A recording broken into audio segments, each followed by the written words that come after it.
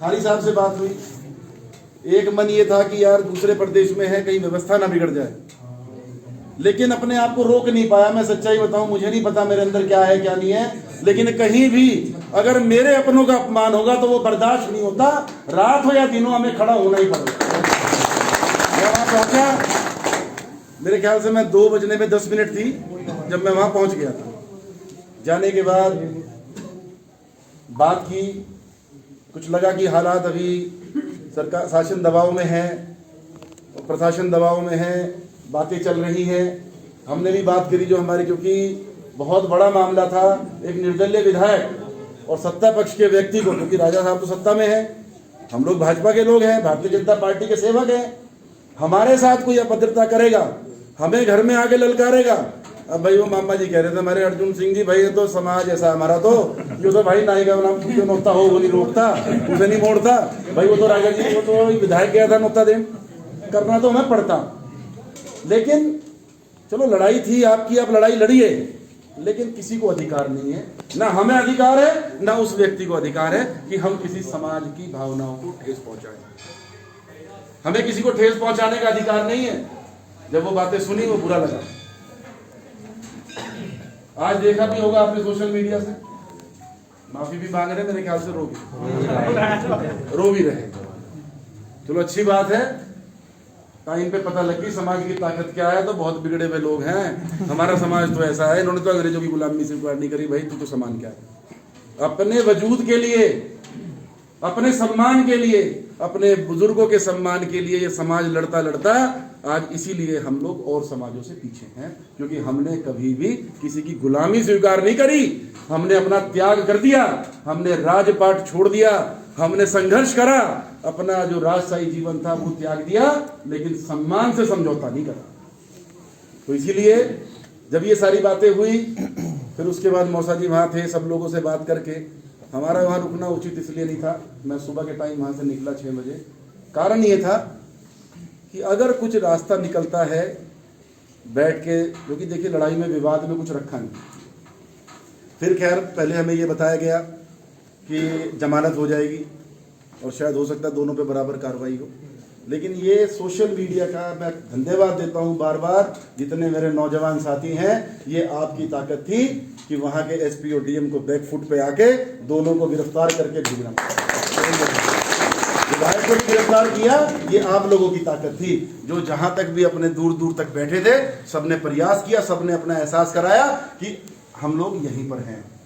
अगर फिजिकली वहां नहीं है तो मन से और धन से, हर तरीके से हम वहां हैं। मौसा जी वगैरह सबसे हमारी बात हुई, हमने यही कहा कि हमारे लायक जो भी आदेश होगा हम उसे करने के लिए तैयार हैं। निर्णय आप लोगों को लेना है, मुझे इस बात की परवाह नहीं कोई क्या कहेगा क्या नहीं कहेगा।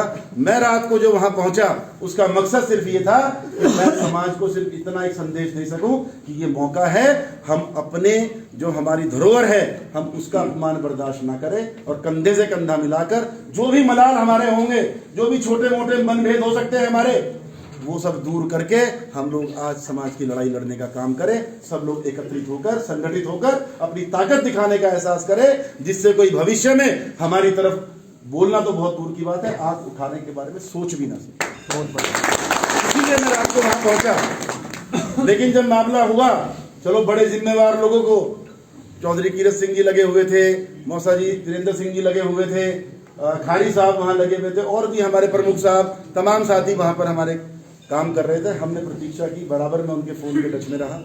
मैं रात को मुजफ्फरनगर रुका, कारण यही था कि कुछ भी बात हुई तो सोशल मीडिया से बात करके तुरंत के तुरंत हम अपने लोगों को इकट्ठा करके सर्व समाज की जो पंचायत बुलाई गई थी, जो आह्वान किया गया था, उसमें हम भारी से भारी दल बल के साथ वहां पहुंचकर अपनी ताकत का एहसास करें और इस अन्याय, जो वो अन्याय वहां पर हो रहा था, उस अन्याय की आवाज को दबाने का काम कर सकें। लेकिन जैसे जैसे मामला शांत हुआ, रानी साहिबा से बात हुई, उनसे कहा गया, तो उन्होंने कहा नहीं, चीज़ें कंट्रोल में हैं, अभी प्रशासन बहुत दबाव में है और वो सहयोग करने के लिए तैयार है।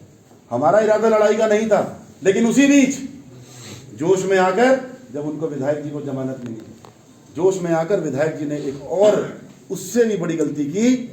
ये हमारी पवित्र धरा है, बाबा फकीरदास का मंदिर जो है, ये किसी के दान का मोहताज नहीं है। अरे इसके आशीर्वाद से तो लोग अपने घरों में रोटियां खा रहे हैं, लोगों को घरों में दूर दूर से लाखों करोड़ों लोग यहाँ पर आशीर्वाद लेने आते हैं और इनका जीवन सफल होता है। भाई मेरी और तुम्हारी औकात क्या है कि हम यहाँ पर फकीरा दास जी का भंडारा करेंगे? बात ये नहीं कि उन्होंने दान को गिनवाया, बात ये थी, मैंने वो वीडियो बार बार देखी, वो किस घमंड के साथ, किस लहजे में उन्होंने कहा। सबसे बड़ी जो ठेस पहुंची वो इस बात की पहुंची कि उन्होंने कहा कि भंडारा किसने करवाया। अरे भंडारा करने वाला ये इंसान के दिमाग में घमंड है, मेरी कोई औकात नहीं है, ये भगवान हमें देता है, हम भगवान को देने वाले कुछ नहीं होते। लेकिन वो अहंकारी आदमी सत्ता के नशे में चूर होकर कि वो विधायक है, वो अपनी मर्यादा भूल गए, आज वो भगवान को ललकारने का काम कर। तो मुझे कहीं ना कहीं ठेस पहुंची। मैं आपको ईमानदारी से बताऊं, कई मेरे यहाँ पे साथी लोग बैठे हैं, शायद रात को 2 बजे के करीब मैंने कॉल किया, मैं पूरी रात सोया नहीं जब मैंने उनकी वीडियो देखी। मुझे समझ में ये नहीं आ रहा था कि मैं करूं क्या।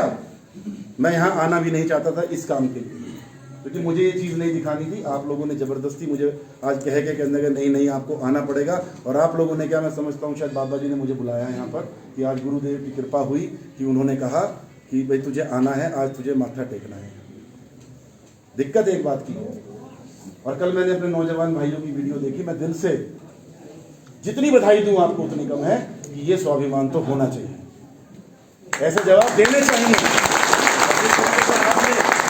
वीडियो डालकर ये कहा भाई इसके पैसे भी और इसकी आलू की बोरी भी और इसके सब सामान देंगे, मैं सिर्फ ये कहने आया हूं, बहुत छोटा सा हूं, कोई पैसे वाला नहीं हूं, कुछ नहीं है, एक चीज लेके पैदा हुआ हूं, चौधरी वीरेंद्र सिंह जी का नाम, बाबा आदम सिंह का नाम, और उनके दिए हुए संस्कारों को लेके बड़ा हुआ हूं और इतना गुर्दा रखता हूं।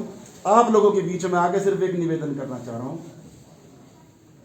कि मीरकपुर, चाहे दिसाला, चाहे कंडेला, भूरा, चाहे ढाई की, चाहे तमाम हमारे बड़े बड़े गांव हैं, जो भी हमारे समाज के गांव, मैं आपसे कहता हूं जैसे आपने कहा कि भाई हम उसके पैसे वापस लौटाएंगे, मैं आपका सेवक, आपका भाई, आपका रिश्तेदार, आपका दोस्त या कुछ भी मान लो, मैं आप लोगों को नहीं करने देने का। अभी जब तक मनीष चौहान जिंदा है, जब तक मीरकपुर नहीं देने का उसे, हम देंगे।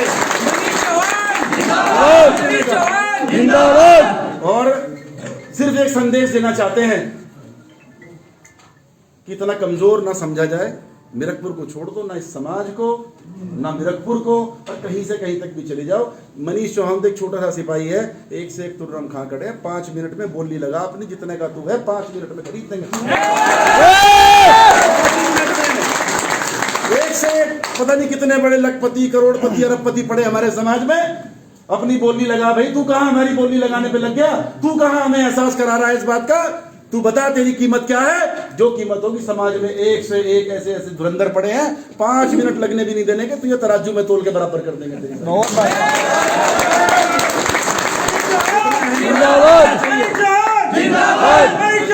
जिंदाबाद। इतना अहंकार नहीं करना चाहिए। मैं आज अपनों के बीच में सिर्फ ये कहने आया हूं कि आप लोगों से पहले, अगर मैं मंच पे खड़े होकर चिल्लाता हूं कि समाज के लिए खड़ा हूं, तो वो इसलिए नहीं कि सिर्फ मुझे चुनाव लड़ना है और मैं चुनाव के समय आप लोगों के बीच में आके बातें करूं। अरे मैंने तो वादा किया, अपना जीवन समर्पित कर रखा है अपने समाज के लिए, अपने सर्व धर्म के लोगों के लिए, जिनकी आस्था मुझ में और मेरे परिवार में है। मैंने अपना जीवन उन लोगों के लिए, जहां जहां जरूरत पड़ेगी। लोग कहते हैं कि वोट लेनी है, मुझे यहां चुनाव नहीं लड़ना, समय का तो पता नहीं लगता, लेकिन मुझे तो ना चुनाव यहां लड़ना, ना मुझे उत्तराखंड जाके लड़ना, ना मुझे राजस्थान जाके लड़ना, मुझे लड़ना है अपनी सीट पर, अपने जिले में, अपने यहां लड़ूंगा। लेकिन चुनाव की राजनीति से ऊपर उठकर जब समाज के मान सम्मान की बात आएगी, तो चाहे आज तो मीरकपुर की बात है, हरिद्वार की बात है, अगर जम्मू कश्मीर भी जाना पड़ेगा तो वहां भी जाके लड़ाऊंगा। बहुत बढ़िया। इसलिए मैं तो आप लोगों के बीच में सिर्फ ये निवेदन लेके आया हूं कि इस बोझ को मुझे तार लेने दो। मीरकपुर वालों का हंगा बहुत बड़ा है। आप लोगों की मिसाल देके तो 80% गुज्जर जी रहे, 80% बात आवे कहने लगा भाई मीरकपुर टिकोला इकट्ठा हो जाएगा, जैसे हमारे यहाँ भूरा कंडेला बोला जाता है। तो इसीलिए आप इसे इतने ज्यादा सीरियस ना लो, जितना आप लोगों ने करा वो बढ़िया। मैं अपनी तरफ से देखो, जब भी है जो कुछ है भगवान का है, बाबा की कृपा है, सब गुरुदेव के आशीर्वाद से है। इस लायक है कि ऐसे लोगों को हम माकूल जवाब दे सकें। और मैं यहाँ मीडिया के माध्यम से अभी रामू भाई ने कहा, सुदेश भाई ने अभी सारी बातें